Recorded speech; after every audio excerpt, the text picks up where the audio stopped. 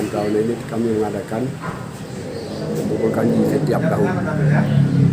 Itu kita bagikan kepada masyarakat sekitar. Satu hari 500.000 bagi ada yang berminat menyumbang. Dan harapan-harapan pada masyarakat. Harapan masyarakat tolong diambil lah. Alhamdulillah orang sampai mudah bertemu ya tengok ya saudara dan dari dua nampak saudara Adun nampak Wakil Rufki saudara Aceh sepakat cabang Put Mulut Darat Tipsun mengadakan berbuka puasa bersama dan masak kanji khas khas daerah Aceh untuk dibagi-bagikan ke masyarakat sekitar kepada yang Dan kanji silakan kamu wali baju.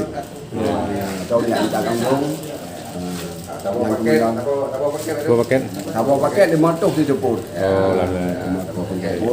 Dan kamu nak kamu pegat buka puasa tip ulo hameh dan ulo minggu bersama.